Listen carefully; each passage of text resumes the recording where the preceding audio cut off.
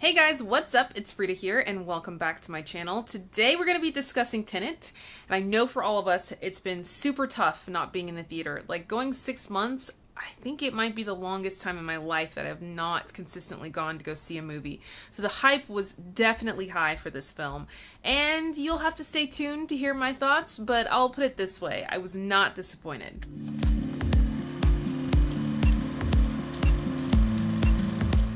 Alright, so before we even get started into talking about Tenet, I was a little skeptical at first about going to the movie theater.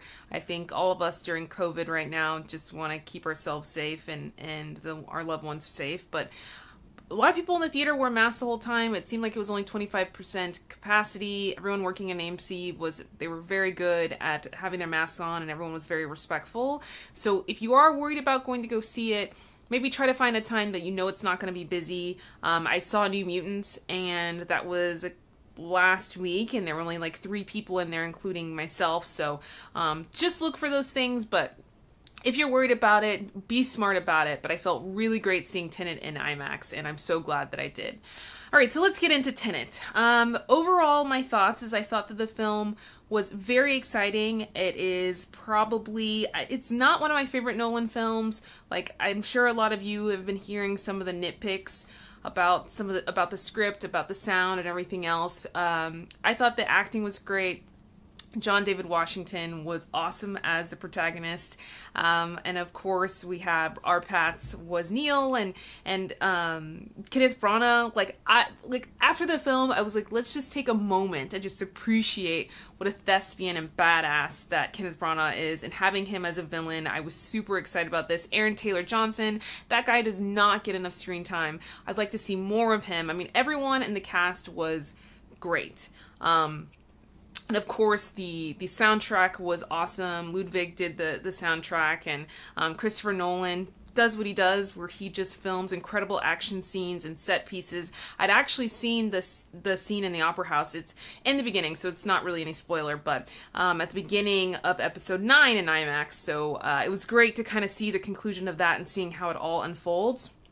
But for those of you who don't know, basically this film is about our protagonist who is trying to keep Kenneth Branagh's character from basically ending the world. There's like 12 pieces that all come together, and it's kind of like an atomic bomb, but not really. It completely would wipe out the existence, and it's about traveling through time, that each piece is in a different place in time, and our characters have the ability to go forward through time and backward through time, but somehow meet in the middle.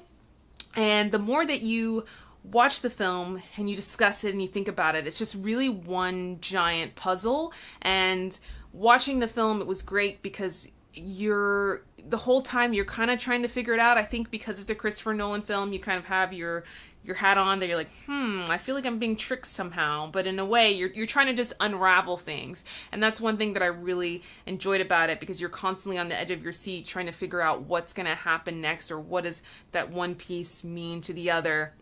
And then the special effects are great. We get an awesome set piece where we have one team that's going forward through time, another team going backward through time, and there are a lot of rules. So overall, I think as a theater experience, as a movie experience, the film is excellent. It's such a great blockbuster.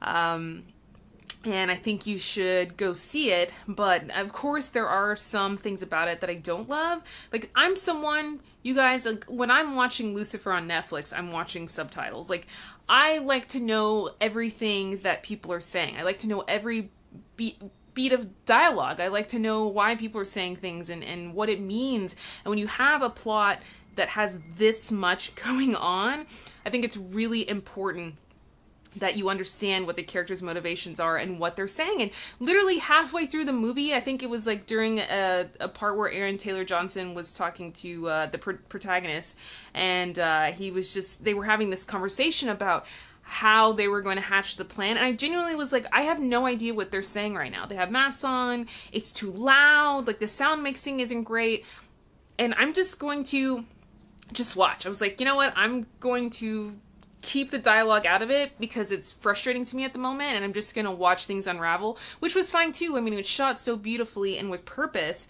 that you can enjoy the film without having to hear every piece of dialogue. But when you have something that's about time travel and about like pieces, and it's just a lot going on, so for you to not understand everything that they're saying, for me, it causes a problem. And for me, I think when I see it again, I'll have a better understanding of what's going on. It's like I said before, when you're constantly just watching the movie, trying to let all the puzzle pieces come together and your mind is trying to figure things out, then I think you are on the edge of your seat. You are trying to pick up on everything. So I'll be a little bit more relaxed, and I'll be able to understand the dialogue more and understand overall. I mean, it's a basic plot that you're just trying to save the world and you're trying to prevent World War III.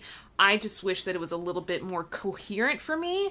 So overall, I think that you should see this film in IMAX. Of course, it was shot for IMAX. So any film that is shot for IMAX, please treat yourself and see it in its full grandeur, because it is definitely worth it. There are a lot of clues, broken glass, a lot of things that you notice, and it's great. I think that you're able to notice things a little bit better. If you do see it in IMAX and you had that full sound mixing in IMAX, I just wish that the dialogue was a little bit easier to understand.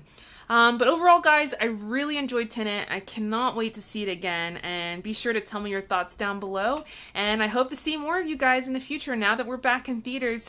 Thank you so much for tuning in, and see you next time. Bye-bye.